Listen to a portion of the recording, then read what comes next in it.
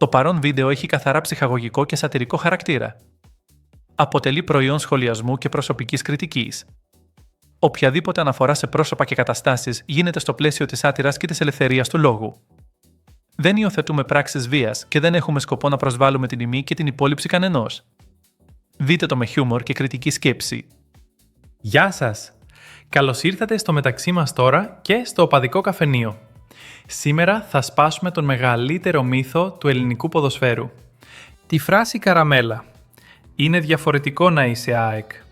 Μπήκαμε στο 2026, μάγκες. Και ήρθε η ώρα να κοιταχτούμε στον καθρέφτη. Σήμερα θα μιλήσουμε για την ομάδα που πούλησε την προσφυγιά ως προϊόν marketing. Θα μιλήσουμε για τη νέα διοίκηση του Super Mario Ηλιόπουλου που νομίζει ότι το πρωτάθλημα είναι πίστα ράλι. Θα μιλήσουμε για το πώς η ΑΕΚ από θύμα του συστήματος έγινε ο καλύτερος μαθητής του.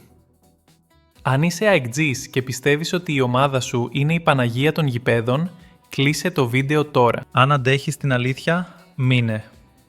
Γιατί σήμερα θα αποδείξουμε ότι δεν είστε διαφορετικοί. Είστε ακριβώς ίδιοι με αυτούς που βρίζετε. Πάμε. Ας ξεκινήσουμε με το κεφάλι. Τον Μάριο Ηλιόπουλο. Ο άνθρωπος μπήκε στην ΑΕΚ με φόρα, σαν να έμπαινε με το Σουμπάρου σε στροφή. Και τι είδαμε μέχρι το 2026? Είδαμε έναν πρόεδρο showman, που κάνει ντου στα αποδυτήρια και μιλάει στους παίχτες για συμπλέκτες και γκάζια. Που βγάζει ανακοινώσεις γεμάτες οργή κάθε φορά που η ομάδα δεν κερδίζει. Που νομίζει ότι μπορεί να διοικεί μια ποδοσφαιρική εταιρεία με την τρέλα του ράλι. Φίλοι αεκτζίδες, αυτό θέλατε? Κοροϊδεύατε τον Μαρινάκη ότι κάνει τον Νταΐ και τώρα χειροκροτάτε τον δικό σας πρόεδρο όταν απειλεί θεούς και δαίμονες. Η υποκρισία σας είναι σε άλλο επίπεδο. Ο Ηλιόπουλος είναι η απόδειξη ότι η ΑΕΚ ζήλεψε τη μαγιά του λιμανιού και αποφάσισε να την αντιγράψει, αλλά σε πιο kids εκδοχή. Πάμε τώρα στο ιερό δισκοπότηρο. Την προσφυγιά. Η ιστορία της ΑΕΚ είναι μεγάλη, κανείς δεν το αμφισβητεί. Η Μικρά Ασία, ο ξεριζωμός, σεβασμός. Αλλά το 2026 η προσφυγιά έχει γίνει το απόλυτο άλοφι. Έχει γίνει εμπορικό προϊόν. Χρησιμοποιείτε τον πόνο των προγόνων μας για να δικαιολογήσετε τα πάντα. Πήρατε πέναλτι φάντασμα? Δικαιοσύνη για την προσφυγιά. Σας αδίκησε το βαρ? Κυνηγάνε τους πρόσφυγες. Ρε, δεν τρέπεστε λίγο? Έχετε κάνει την ιστορία ασπίδα για να καλύψετε τη βρωμιά του σύγχρονου ποδοσφαίρου. Οι παππούδες σας ήρθαν με αξιοπρέπεια. Εσείς, ως οπαδοί, χρησιμοποιείτε τη μνήμη τους για να πουλάτε τσαμπουκά και να ζητάτε εύνοια. Η προσφυγιά δεν είναι διαρκείας VIP, μάγκες. Είναι στάση ζωής. Και την έχετε χάσει. Μιλάτε για τον ναό. Την Όπα Παρίνα. Ένα γήπεδο κόσμημα. Μπράβο σας που το φτιάξατε. Το θέμα είναι τι γίνεται μέσα. Το γήπεδο αυτό έγινε το στρατηγείο της νέας κατάστασης. Εκεί μέσα η πίεση στους διαιτητές είναι ασφικτική. Θυμάστε πως βρίζατε το Καραϊσκάκι που λέγατε ζούγκλα και δεν περνάει τίποτα? Συγχαρητήρια. Φτιάξατε το δικό σας Καραϊσκάκι στη Νέα Φιλαδέλφια. Το 2026 στη Φιλαδέλφια, αν ο διαιτητής δεν σφυρίξει αυτό που πρέπει, δεν φεύγει ή φεύγει με συνοδεία. Αυτή είναι η διαφορετική κουλτούρα της ΑΕΚ. Να κάνετε τα ίδια με τους άλλους. Απλά με βυζαντινή μουσική στα μεγάφωνα. Ας πούμε αλήθειες για την περιβόητη εξυγίανση. Για χρόνια φωνάζατε για την παράγκα. Και καλά κάνατε. Αλλά όταν έπεσε η παράγκα, τι κάνατε? Φτιάξατε τη δική σας κατάσταση. Συμμαχίσατε με τον ΠΑΟΚ. Ελέγξατε την ΕΠΟ. Βάλατε δικούς σας ανθρώπους σε κέρυες θέσεις. Η ΑΕΚ δεν ήθελε να καθαρίσει το ποδόσφαιρο. Ήθελε απλά να έρθει η σειρά της να φάει. Και το 2026 βλέπουμε τα αποτελέσματα. Διαιτησίες που κλείνουν το μάτι. VAR που χαλάει όταν πρέπει. Γραμμές που μπαίνουν στραβά. Όταν τα έκαναν οι άλλοι ήταν έγκλημα. Τώρα που τα κάνετε εσείς είναι ανθρώπινα λάθη. Η υποκρισία σε όλο της το μεγαλείο. Θυμάστε τα αδέλφια μας τους παοκτσίδες, τους συμμαχητές? Πόσο γέλιο. Μόλις η πίτα έπρεπε να μοιραστεί, γίνατε οι χειρότεροι εχθροί. Τώρα βρίζεστε χειρότερα και από ό,τι βρίζεστε με τον Ολυμπιακό. Κατηγορείτε τον ΠΑΟΚ για χαλίφιδες και αυτοί εσάς για χάρτινους. Αυτό αποδεικνύει ότι δεν υπήρχε ποτέ ιδεολογία. Υπήρχε μόνο συμφέρον. Η ΑΕΚ χρησιμοποίησε τον ΠΑΟΚ για να ρίξει τον Ολυμπιακό και μετά προσπάθησε να καπελώσει και τον ΠΑΟΚ. Το 2026 η κόντρα ΑΕΚ-ΠΑΟΚ είναι η απόδειξη ότι στο ελληνικό ποδόσφαιρο δεν υπάρχουν φιλίες. Υπάρχουν μόνο λυκοφιλίες που κρατάνε μέχρι το πρώτο offside. Πάμε στα παπαγαλάκια. Οι ρεπόρτερ της ΑΕΚ είναι ίσως οι πιο πιστοί στρατιώτες της προπαγάνδας. Έχουν χτίσει ένα αφήγημα ότι η ΑΕΚ είναι μονίμως αδικημένη, ακόμα και όταν παίρνει το πρωτάθλημα. Σας έχουν κάνει πλήση εγκεφάλου. Διαβάζετε τα site σας και νομίζετε ότι ζείτε σε άλλο πλανήτη. Σας λένε ότι ο παίχτης που κλώτσισε τον αντίπαλο αμήνθηκε.